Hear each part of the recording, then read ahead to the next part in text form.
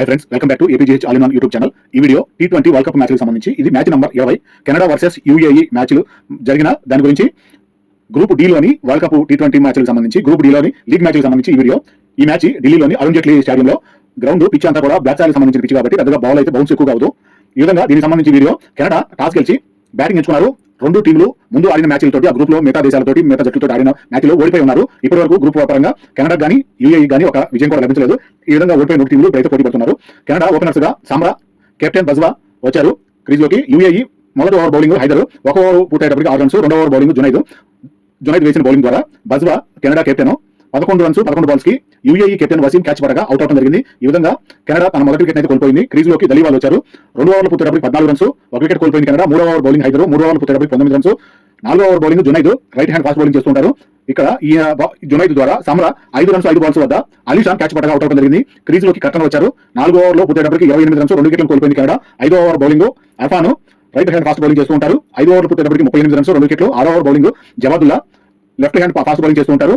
ఈ విధంగా కట్టన్ కూడా 4 రన్స్ మాత్రమే చేసి 6 బాల్స్ కి కీపర్ ఆర్యాంష్ అద్భుతమైన క్యాచ్ పట్టగా అవుట్ అయ్యారు. క్రీజ్ లోకి టాకెర్ వచ్చారు.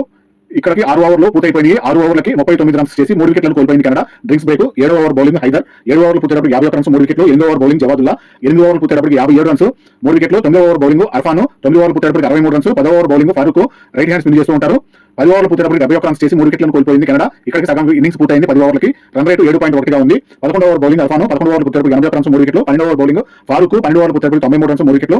టాకేరు దలీవాలు పరుగుల భాగస్వామ్యం 50 రన్స్ పూర్తి చేసుకున్న 41 బాల్స్ కి బాగుంది అనిపించింది. 13వ ఓవర్ బౌలింగ్ జవాదుల్లా ఇక్కడ దలీవాలు 34 రన్స్ చేసి 28 బాల్స్ కి రన్అట్ గా వెనుకడం జరిగింది. ఇక్కడ క్రీజ్ లోకి శ్రేయాన్స్ మొవా వచ్చారు, మన తెలుగురాడు. 13వ ఓవర్ పూర్తయ్యేటప్పటికి 97 రన్స్, 4 వికెట్లు.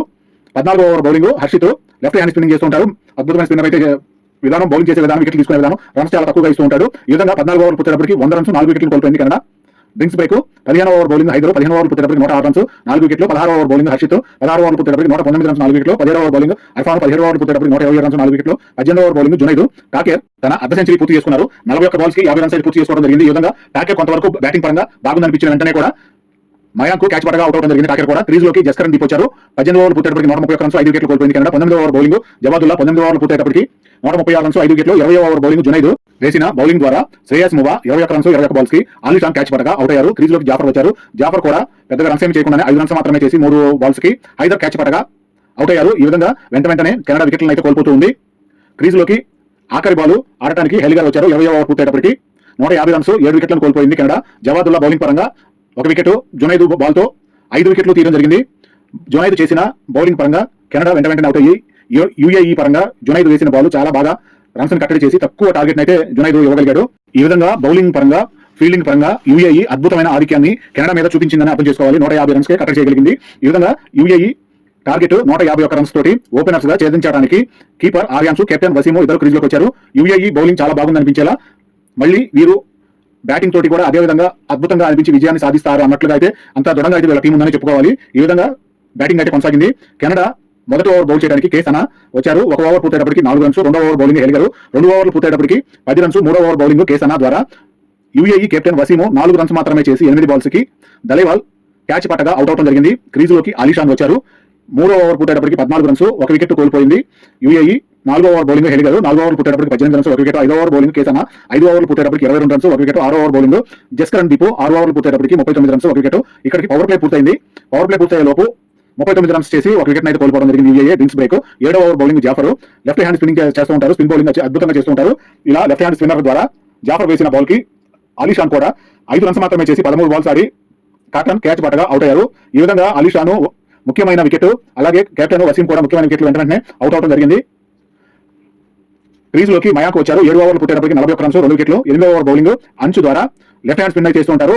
8 ఓవర్లు పూర్తయ్యేటప్పటికి 43 రన్స్, 2 వికెట్లు. 9వ ఓవర్ బౌలింగ్ జాఫర్ 9 ఓవర్లు పూర్తయ్యేటప్పటికి 50 రన్స్, 2 వికెట్లు. 10వ ఓవర్ బౌలింగ్ అంచు 10 ఓవర్లు పూర్తయ్యేటప్పటికి 59 రన్స్, 2 వికెట్లను కోల్పోయింది యూఏఈ. ఇక్కడికి సగం ఇన్నింగ్స్ పూర్తయింది. 11వ ఓవర్ బౌలింగ్ జాఫర్ మయాంక్ కూడా 4 రన్స్ మాత్రమే చేసి 6 బాల్స్ కి కేసనా క్యాచ్ పడగా అవుట్ అయ్యారు. క్రీజ్ లోకి హర్షిత్ వచ్చారు. ఈ విధంగా 11 ఓవర్ పూర్తయ్యేటప్పటికి 61 రన్స్, 3 వికెట్లు కోల్పోయింది యూఏఈ. 12వ over bowling captain Bajwa bowl చేయడానికి వచ్చారు. 12 ఓవర్లు పూర్తయ్యేటప్పటికి 65 రన్స్, 3 వికెట్లను కోల్పోయింది యూఏఈ. 13వ ఓవర్ బౌలింగ్ జాఫర్ ద్వారా హర్షిత్ కూడా 5 రన్స్ మాత్రమే చేసి 9 బాల్స్ కి కట్టన్ క్యాచ్ పట్టగా అవుట్ అయ్యారు. ఈ విధంగా క్రీజ్ లోకి సోహైబ్ వచ్చారు. 13 ఓవర్లు పూర్తయ్యేటప్పటికి 68 రన్స్, 4 వికెట్లు. 14వ ఓవర్ బౌలింగ్ కెప్టెన్ బజ్వా ఆర్యాంశు తన అర్ధ సెంచరీ పూర్తి చేసుకోగలిగారు. ఈ విధంగా వరుసగా వికెట్లు పడిపోతూ ఉన్నా కూడా ఆర్యాంశు ధైర్యంగా తన బ్యాట్ తోటి క్రీజ్ లో నిలబడి తన టీంను గెలిపించుకునేలా ఒంటరి పోరాటం అయితే చేస్తూ ఉన్నాడు. అర్ధ సెంచరీ 51 రన్స్ 41 బాల్స్ కి పూర్తయ్యాయి. 14 ఓవర్లు పూర్తయ్యేటప్పటికి 82 రన్స్ 4 వికెట్లు డ్రింక్స్ బ్రేక్. 15వ ఓవర్ బౌలింగ్ ఇప్పటికి 15వ ఓవర్ అయ్యేటప్పటికి 36 బాల్స్ కి 69 రన్స్ గెలుపు కోసం కావాలి యూఏఈకి. హేరిగర్ బౌలింగ్ వచ్చారు 15వ ఓవర్ బౌల్ చేయడానికి. 15వ ఓవర్ పూర్తయ్యేటప్పటికి 88 రన్స్ 4 వికెట్లు కోల్పోయింది UAE. 16వ over bowling Jaskaran Deep 16 ఓవర్లు పూర్తయ్యేటప్పటికి 95 రన్స్ 4 వికెట్లు. 17వ ఓవర్ బౌలింగ్ హేరిగర్ 17 ఓవర్లు పూర్తయ్యేటప్పటికి 112 రన్స్ 4 వికెట్లు కోల్పోయింది యూఏఈ. 18వ ఓవర్ బౌలింగ్ జస్కరణ్ దీప్. ఇక్కడ వీరి భాగస్వామ్యం ఆర్యాంశు సోహెబ్ ద్వారా 32 బాల్స్ కి 52 రన్స్ అయితే భాగస్వామ్యాన్ని చీల్చే విధంగా 18 ఓవర్లు పూర్తయ్యేటప్పటికి 125 రన్స్ 4 వికెట్లు. యూఏఈ గెలుపు కోసం 12 బాల్స్ కి 26 రన్స్ కావాలి. టార్గెట్ దగ్గరికి అయితే వచ్చారు. వీరి భాగస్వామ్యాన్ని ఇప్పటివరకు చేసలేకపోయినట్టుగా అర్థమవుతుంది. కెనడాకు సంబంధించిన ప్రతి బౌలరు కెప్టెన్ ఇచ్చిన విధి విధానాలకి వాళ్ళ ప్లానింగ్ ప్రకారం బౌల్ చేస్తూనే ఉన్నారు. కానీ యూఏఈ మాత్రం గెలుపుకు దగ్గరగా వచ్చేసింది. 12 బాల్స్ కి 26 రన్స్ మాత్రమే కావాలి. ఈ విధంగా 19వ ఓవర్ బౌలింగ్ కేసన సోహెబ్ అర్ధ సెంచరీ పూర్తి చేసుకున్నారు. ఈ విధంగా ఆర్యాంశు సోహెబ్ ఇద్దరు వెంటనే అర్ధ సెంచరీ పూర్తి చేసుకోవడం జరిగింది. తన బ్యాట్ ద్వారా 51 రన్స్ 28 బాల్స్ కి సాధించగలిగారు. 19వ ఓవర్ పూర్తయ్యేటప్పటికి 143 రన్స్ 4 వికెట్లు కోల్పోయింది యూఏఈ. 20వ ఓవర్ బౌలింగ్ 6 బాల్స్ కి 8 రన్స్ కావాలి. బౌలింగ్ జస్కరణ్ దీప్ చేస్తున్నారు. ఒక బాల్ కి మొదటి బాల్ కి 6 రన్స్ వచ్చాయి. రెండో బాల్ కి 1 రన్. ఇక్కడికి స్కోర్లు ఈక్వల్ అయ్యాయి. సమమయ్యేటప్పటికి 4 బాల్స్ ఉన్నాయి. సోహెబ్ 51-29 బాల్స్ కి 51 రన్స్ చేసి కెప్టెన్ క్యాచ్ పట్టగా అవుట్ అయ్యారు. ఇక్కడ క్రీజ్ లోకి అర్ఫాన్ వచ్చారు. 2 బాల్స్ మిగిలి ఉండగా 5 వికెట్ల తేడాతోటి యూఏఈ గెలుపు సాధించింది. ఈ విధంగా కెనడా తన పోరాటాన్ని కొనసాగిస్తూనే ఉంది గెలుపు కోసం. ఇద్దరు కూడా కెనడా మరియు యూఏఈ టీంలు రెండు కూడా ముందు జరిగిన మ్యాచ్ల్లో తమ ప్రత్యర్థి జట్టుల మీద ఓడిపోయి ఉన్నారు. కాబట్టి ఈ విధంగా వీరికి సూపర్ 8కి క్వాలిఫై కావాలన్నా లేదంటే ఒక గెలుపు సాధించుకోవాలన్నా గెలవాల్సిన అవసరం ఉంది. కాబట్టి యూఏఈ మరియు కెనడా మధ్య పోరాటం చాలా బాగా జరిగిందని చెప్పుకోవచ్చు. టార్గెట్ 150 రన్స్ అయితే ఇంకా 2 బాల్స్ మిగిలి ఉండగా టార్గెట్ ఛేదించడం అయితే జరిగింది. 5 వికెట్ల తేడాతో యూఏఈ గెలుపు సాధించింది. ఆర్యాంశు చేసిన బ్యాటింగ్ 74 రన్స్ 53 బాల్ కి, అలాగే సోహెబ్ ఇచ్చిన సహకారము 51 రన్స్ 29 బాల్స్ కి వీరిద్దరి సహకారంతో యూఏఈ అద్భుతమైన గెలుపునైతే సొంతం చేసుకుంది. వీరిద్దరూ మ్యాచ్ ని గెలిపించే విధానం చాలా బాగుందనిపించింది. వీరి భాగస్వామ్యాన్ని చీల్చే విధంగా కెనడాకి సంబంధించిన ప్రతి బౌలర్ ట్రై చేస్తూనే ఉన్నారు. కానీ వీరి భాగస్వామ్యం మాత్రం కొనసాగి అద్భుతమైన బ్యాటింగ్ తోటి యూఏఈ టీం అయితే గెలిపించుకున్నారు. కెనడా బౌలర్లు జాఫర్ 3 వికెట్లు తీయడం జరిగింది. 14 రన్స్ ఇచ్చారు. 4 ఓవర్లు బౌల్ చేసి జాఫర్ చేసిన మొదటి పవర్ ప్లేలోనే వరుసగా జాఫర్ 3 వికెట్లను తీయడం అయితే జరిగింది. ఈ విధంగా యూఏఈ గెలుపు కోసం కష్టమైపోతుంది అనుకున్న సమయంలో ఆర్యాంశు మరియు సోహెబ్ ఇద్దరు కలిసి అద్భుతమైన భాగస్వామ్యాన్ని నెలకొల్పి యూఏఈ టీం ని గెలిపించుకోవడం జరిగింది.